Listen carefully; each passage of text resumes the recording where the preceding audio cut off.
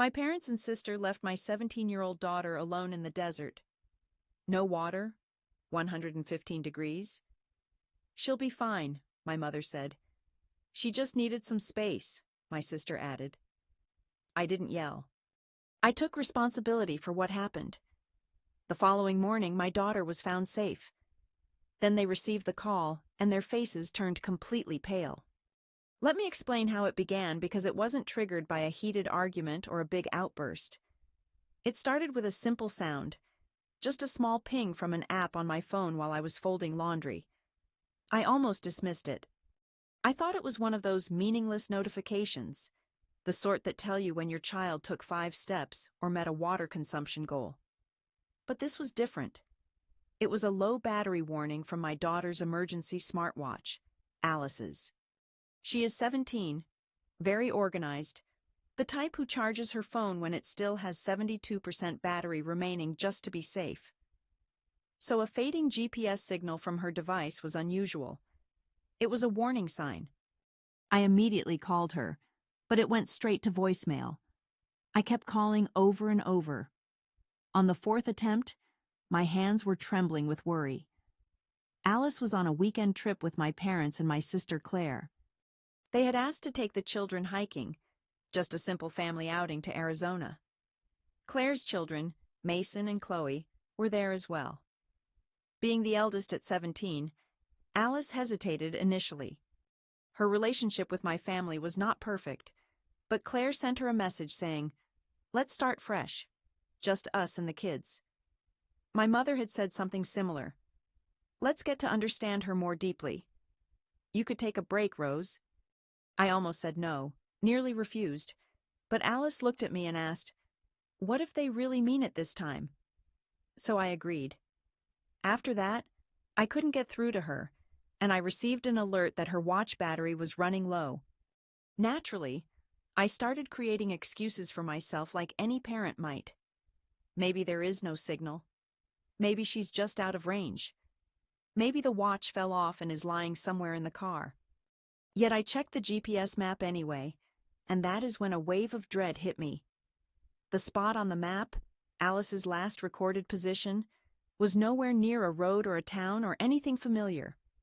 It was located on a hiking path deep inside the desert, far from the highway, surrounded by red sand, jagged rocks, and a heat that soared to 115 degrees by midday. I called my mother. She answered on the second ring, as if she'd been waiting for my call. "Oh, she just wandered off a bit," she said with nonchalance. "She got upset about something, said she needed some space." Then Claire joined the call on speaker. "She's overreacting, Rose," Claire said. "You know how she can be." I stayed silent. Not a single word. I ended the call immediately because if I kept listening, I might have said something I could never take back. There was no room for arguments. I opened my laptop and booked the soonest flight to Flagstaff. Then I dug up an old phone number from my contacts. We hadn't spoken in years, but once upon a time, we had spent an entire summer hiking together. We explored canyons together. He was the wilderness survival coach, and I was the overly cautious mother teetering on exhaustion. He answered after 2 rings. I said, "I need you." He did not question why, only asked, "Where?" At the airport, I barely recall passing through security. My hands trembled, but my mind remained sharp. There was a clarity amid the panic, a chilling, intense focus I had not experienced since giving birth, or perhaps since my divorce. It was the kind of focus that offers no room for anger. You act, you move, you endure. I kept seeing her in my mind. Alice with her absurd sun hat, her camera bag, and her bottle of SPF 70. I had helped her pack 2 days earlier. I made her promise to stay hydrated. She rolled her eyes. I hugged her twice, said I love you 3 times like a fool believing it would shield her. By the time I touched down, Luke was already waiting near the rental jeeps with extra water, an old hiking map, and a medical kit. He looked at me and said, "Let's go find your child." We arrived at the trailhead an hour before sunset. There were no cars, no hikers, just a ranger station about a mile away that seemed deserted. I showed Luke the tracker. He frowned. "She is far off the main trail," he said. "If she is not moving, that is not a good sign." I nodded silently. I could not speak, because opening my mouth meant I would either vomit or scream. We walked on. The air felt like it was trying to strip my skin. Sand filled my boots. My heart pounded loudly in my ears. We crossed a dry riverbed, spotted a torn granola bar wrapper, and then noticed a scarf. Alice's scarf was tied around a rock, like a signal. Luke picked it up. "She is trying to be found," he said. My legs nearly gave out beneath me. We continued moving forward. At one moment, I thought I saw something far off. A figure. A shadow. But it was just an illusion caused by the heat distorting my vision. My lips were cracked, and I stopped wiping sweat from my face. With every passing second, I wondered, if I had waited 1 hour longer, would she still be alive? Yet never once, not for a single second, did I allow myself to cry. Because tears do not solve problems. Action does. Nearby, we found a water bottle lying on its side in the dust. Luke examined it. "Still warm," he said. "She is close." We climbed a rocky ledge as the sun turned a fiery orange behind us. That was when I saw it. A quick movement beneath a jagged outcrop. Something curled up there. I ran immediately before Luke could say anything. And there she was, Alice. Her eyes half open, lips dry, skin flushed, still wearing that ridiculous sun hat, but alive. Barely. I dropped to my knees and held her tightly. Her body felt as hot as a furnace. She whispered something so faint I could barely hear it. "What?" I asked, brushing dust from her cheeks. "They took my bag," she said. "On purpose." I did not reply yet, because what she said next broke something inside me completely. That part of the story has not been told until now. Let me share with you something about my family. We never engage in outright hostility because that would be far too blunt. Instead, we practice courteous cruelty. We love everyone equally, but always with a hint of, "Let's discuss." Let me take a moment to talk about Claire. Claire, my younger sister, was the favored one, the loud presence, the dazzling star. She could fail a subject and still be rewarded with a cake for putting in effort. Once I earned an A, and my mother asked if I'd been distracted by boys. It was never violent, dramatic, or obvious. That subtlety made it even more painful. Growing up, Claire was allowed to be messy, moody, and imaginative, while I was expected to remain calm, helpful, and quiet. When Claire threw a tantrum at Thanksgiving, she received a warm bath and a fort made of blankets. When I wept, I was just spoiling the atmosphere. And I believed their messages. For years, I truly thought there was something wrong with me. Either I was too much or not enough. Then Alice came into my life, and for the first time ever, someone looked at me as if I were the sun. Alice was neither loud nor gentle. She was sharp, observant, and somewhat intimidating, to be honest. At the age of 5, she asked difficult questions and did not smile merely because she was told to. She reminded me of myself, only better. My parents were clueless about how to handle her. They tried their best in their way by buying glitter pens and pink sweaters. But she preferred black hoodies and memorized state laws just in case. So they smiled and included her until Grandma Rose intervened.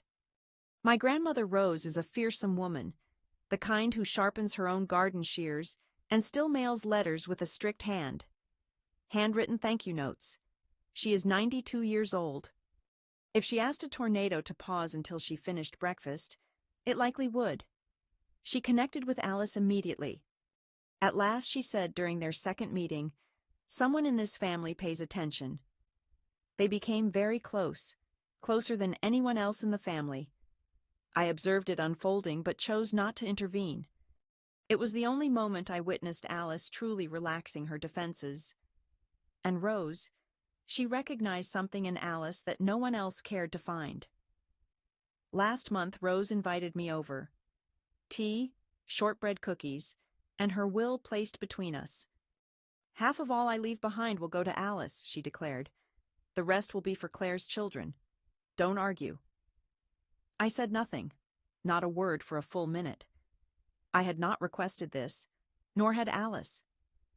Yet I understood what this meant, and sensed it would ignite conflict.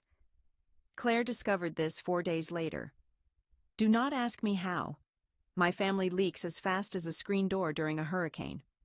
She called me the moment I answered, already yelling, "Are you serious? 3 children against 1. Are you truly okay with this?" I replied, "I did not write the will. Rose did." "Well, you certainly did not try to stop her." She ended the call abruptly. An hour later, my mother called. "You know Claire is under tremendous stress right now," she began, mentioning work, the kids, and her marriage. I responded bluntly, "I am not responsible for her marriage." She added, "She is just afraid your daughter is taking advantage of Rose." That word hung heavily in the air. Manipulative. Alice, who has devoted her entire life to reading between the lines of people's expressions to catch what they are not voicing. Alice, who utters phrases like, "It's fine," when she is clearly struggling, only to spare others from discomfort. Manipulative. That is quite ironic. After that, the atmosphere turned cooler. Quietly, of course. Alice was excluded from group chats. One of Claire's children celebrated a birthday. Everyone shared pictures online, but Alice was absent from all of them, even though she had been present. She returned home that day and asked, "Do you think they dislike me?" I replied, "No, I lied." Then came an unexpected invitation. "Let's take the kids to Arizona," my mother suggested over the phone. A small trip to connect with one another. No pressure. Just Claire, the cousins, us, and Alice. I asked, "Why now?" Mom responded, "She is family. We owe it to each other to try." Claire sent Alice a follow-up message saying, "Let's truly begin again this time." Alice stared at her phone for a long time. Then she whispered, "What if this time is different?" I should have refused, but wanted to believe it too. I helped her pack, making sure she checked her charger, sunscreen, and spare snacks multiple times. I gave her the usual speech about staying hydrated. She rolled her eyes and said, "You act like I'm trekking across Death Valley alone." I didn't laugh. Before she left, I hugged her twice and told her I loved her 3 times. She rolled her eyes again but managed a faint smile. Then she was gone. According to her account, everything changed on the 3rd day when they were hiking through a dry. At a ridge located west of Flagstaff, Claire said, "Go take some photos by the rocks up ahead. We will wait here." So she did. She moved forward, camera in hand, feeling excited and trusting. About 10 minutes later, when she looked back, the car had vanished. At first, she assumed they might have driven around to meet her on the other side. Then she noticed her bag was missing. It was not her day. She only had her phone, watch, and water bottle on her, but her main bag had disappeared. That bag held her backup charger, her emergency GPS pin, her second water bottle, her map, trail mix, and ID. Everything important was gone. She waited for 2 hours before she gave up waiting. Then she wrote a note and hid it inside her sock, just in case. "My name is Alice. My family left me. My mom's number is in my camera bag. Please call her." That is what she told me at the hospital. But at that moment, lying limp in my arms on the rock, she said something else first. "They took my bag on purpose." I realized this was not just neglect. It was no accident or simple cruelty, but a deliberate, quiet, and ruthless plan. Because if something happened to Alice, they assumed the will would change, and they thought it would then go to Claire's children instead. They wanted to stage it as an accident, as if she had wandered off, gotten lost, or succumbed to the heat. They underestimated her strength and resolve, as they always have. And they underestimated me too. They forgot who had raised her. I did not scream. I did not call them immediately, but I did open a folder on my phone, labeled just for moments like this. Just in case, because I had been keeping receipts longer than they expected. There is something deeply unsettling about watching your child rest in a hospital bed, even when she is stable, even when the nurse reassures you she will be fine. Standing there with a cup of vending machine coffee and sand still clinging to my boots, all I could think about was how close they had come, how near I was to losing her, and how calm they sounded on the phone when I asked where she was. The doctor explained it was heat exhaustion and moderate dehydration. Not enough to be fatal. Not this time, but just enough that a few more hours might have tipped the balance. Her kidneys were struggling, and her heart was flirting with a dangerous rhythm they did not approve of. Luke stayed with me in the hallway while they administered fluids through her IV. He spoke little, simply handing me a bottle of water and raising an eyebrow. I said, "They left her." He replied, "I figured." I stared at the wall. They took her bag. He nodded silently. They wanted plausible deniability. I asked if he thought it would hold up. Luke took a sip of his coffee and said, "That depends. Do you want to go quiet or loud?" I started quietly. I made calls, retrieved every photo, every text message, every voicemail. The camera bag Alice had hidden under the rock ledge still contained her vlogging camera naturally. She is 17 and records everything. It turned out she had been filming when Claire told her to leave. Take a look at that ridge. The footage was unstable but visible. Claire's voice said, "Go get some good shots. We will wait here." Alice answered, "Okay, I will be quick." Then there was nothing. Silence. 10 minutes afterward, with the camera still rolling in her hand, she turned and whispered, "Where did they go?" I uploaded the recording, saved it on 3 drives, and printed the screenshots. Next, I checked the GPS log from her smartwatch. It revealed her walking, stopping, retracing steps, walking again, making circles, sitting still with no movement for 2 entire hours. Then finally, my own icon appeared on the map like a digital crescendo. I did not call my family or send a single text, but I emailed Grandma Rose's lawyer, a man named Benson, who once sent me a handwritten apology for spilling wine on my coat at a New Year's Eve party 5 years ago. He also managed Rose's estate, her trust, and every update to her will since the 1990s. The subject line was urgent regarding the Arizona incident. I attached the video, the GPS log, Alice's hospital admission form, a scanned note she left in her sock, and a copy of Claire's message inviting Alice on the trip. I did not add any comments, only the facts. Benson responded within an hour, saying he had a meeting with Rose scheduled for the next morning. The second call I made was to the local sheriff's department, not a frantic emergency number, just a composed call to a small-town office near Flagstaff. I requested to speak with the detective. Dealing with missing persons and investigations is never easy. I conveyed everything using short, sharp sentences. Had they reported her disappearance? Number? Did they leave the location after she was gone? Yes. Did they ever come back to search for her? Number. Do I suspect they were aware she had been abandoned? I do, and I have proof. Detective Moreno, the officer on the call, listened quietly and then asked, "Can you come in?" I replied, "I'm out of state, but I can upload all the information and file a sworn affidavit." After a moment of silence, he said, "I will send you a secure link. Do not send this through email." When I returned to Alice's room, she was barely awake. She looked at me with weary eyes and asked, "Are they coming?" I sat next to her and answered, "Only if they come in handcuffs." She managed a faint, broken smile.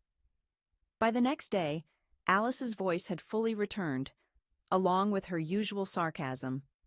She asked the nurse if the IV fluids counted toward her daily hydration.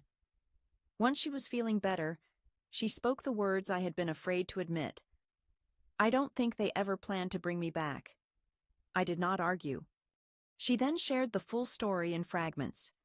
How they stopped for gas, and Claire accidentally took her emergency bag out of the car.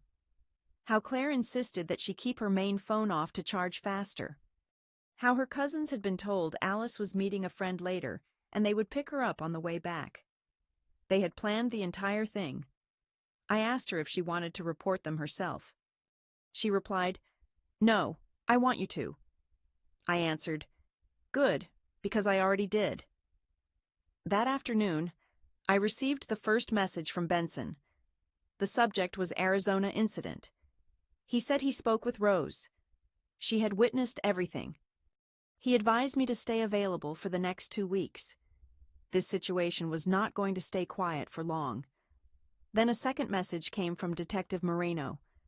They were preparing a formal report and filing charges, including reckless endangerment of a minor, child neglect, and failure to report a missing person. They mentioned contacting the involved individuals directly. Still, I did not call my mother, father, or Claire. Not because I feared their reactions, but because I already knew what they would say. Claire would insist it was a misunderstanding, that Alice had stormed off, and that they had waited for hours. My mother would accuse me of overreacting. My father would remain silent, but then send me an article about family reconciliation without any explanation.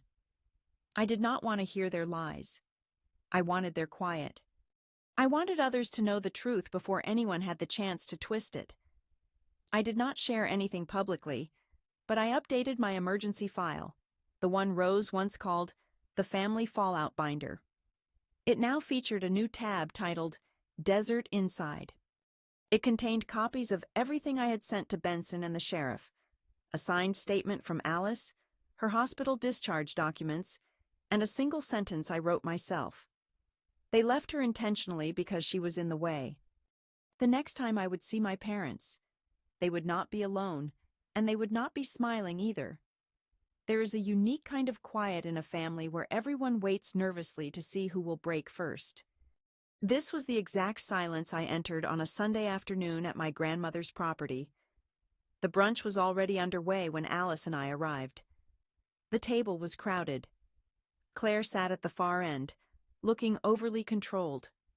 My parents acted as if they were casually buttering biscuits, pretending they had not abandoned my daughter in the wilderness. And Grandma Rose stood by the fireplace, cane in one hand and a pile of papers in the other. The sound of silverware clinking filled the air, but no one was actually eating because everyone understood the gravity of the situation. They just could not foresee how much worse it would become. We took seats at the distant end. I avoided hugging anyone. I did not smile. Neither did Alice. Claire gave us a strained smile, the kind one offers at a funeral to mask the truth that they were not caught off guard. Then she leaned over and whispered, "Can we talk after this?" I replied firmly, "Absolutely not." Grandma Rose cleared her throat and every conversation stopped immediately. This woman is well into her 90s, yet when she demands silence in the room, it happens instantly. She scanned each of us as if assessing our worth in the air we breathed. Calmly, she announced, "Thank you all for coming. I have something to share about my estate." The atmosphere grew unbearably tense. Claire's face tightened completely, as if stretched to its breaking point. My mother straightened up. My father paused his chewing. Alice, to her credit, remained unfazed. Grandma Rose went on, "Some of you have deeply let me down. You attempted to damage what I cherish and protect. You think you deserve something from me. You will not achieve that." Claire began to speak. My mother gently touched her wrist, signaling her to stay quiet. Then Rose raised the documents she held. "From this moment on, my entire estate will be passed down to only one individual." My father murmured, "Alice, this is madness." My mother looked as if she had swallowed a pin. Claire burst out, "She is controlling you. She is just 17, unstable, and ran off alone on that trail looking for attention." "She almost died," I replied. "Oh, come on," Claire snapped. "You probably told her to fake it. You always play the victim. You abandoned her in the middle of the desert, but she did not have to go. You asked her. I never thought she would agree." The room fell silent. Grandma Rose faced Claire, her voice cold as ice. "So you admit to lying to her?" Claire opened her mouth, then closed it. She tried once more, but no words came out. My mother looked away. My father took a deep gulp of water, as if trying to drown his emotions. Rose stepped closer. "I have examined the proof. I spoke with my lawyer and filed charges." Claire's expression fell. "What?" "The sheriff will be in touch this week, possibly even tomorrow." My mother snapped sharply, "You cannot do this." "She is your granddaughter." Rose looked at her as if she were a blemish. "And Alice is my great-granddaughter. She carries more of me in her than either of you ever did. I swear to you, the room could have erupted in flames and no one would have stirred." Then Claire rose, and as expected, made the situation worse. "You always despised me," she yelled. "You always wanted Rose to come out on top." Rose raised an eyebrow. "You believe this is about Rose?" Claire faced me. "You urged her into this." I smiled for the first time that day. "No," I replied. "You did. I merely ensured everyone was watching." In the following week, official allegations were brought forward. Charges included reckless endangerment of a minor, neglect, failure to report a missing person, attempted fraud, and interference with inheritance. My parents retained a lawyer. Claire secured a public relations agent. The group chat fell silent. The Christmas invitation quietly disappeared. Alice received a handwritten note from Claire that began with, "I never intended it to escalate this far." It concluded with, "Please don't tear the family apart over this." Alice did not respond. She folded it neatly in half and then fed it into the shredder. People often claim family is everything. But here's the truth they omit. Not every family is kind. Some individuals simply share your bloodline. And sometimes what they truly need is space. The last moment I saw my mother, she tried to trap me in a grocery store parking lot. She asked, "Do you really want to ruin everything because of a misunderstanding?" I answered, "You abandoned my—" "Her daughter left in the desert." She blinked, then said, "Well, she is all right now, isn't she?" I did not answer. I simply turned and walked away. Several months later, Alice began therapy. It was not because I pushed her, but because she felt the need herself. She said, "I need a place to talk where I do not have to shield you." I replied, "That is fair." She remains reserved, still sharp-witted, and often sarcastic. Yet sometimes I notice her laughing at videos again, sleeping with the door open, leaving cups on the counter as if she knows she is truly safe here. As for us, we no longer attend family holidays. Instead, we go hiking together. We always carry far too much water, an abundance of backup chargers, and a whistle that Alice enjoys blowing just to irritate me for no reason. I allow it because each time she blows it, I am reassured she is still present. They wished for her to vanish. Now, they are the ones who have disappeared. 9 months later, we returned to Arizona. This time it was not for hiking, but for the trial. My parents and Claire were charged with reckless endangerment of a minor, neglect, failure to report a missing person, conspiracy to obstruct a legal process, and indeed, attempted manslaughter. Once the complete truth emerged, the missing bag, the drained watch, and the rising temperature, there was no longer any misunderstanding to hide behind. Alice testified. She stood calmly, her pale eyes like stone, and declared, I do not think they cared whether I survived. I believe they hoped I would not. I also gave my statement. Short, precise, and focused only on the facts. Then came the sentencing.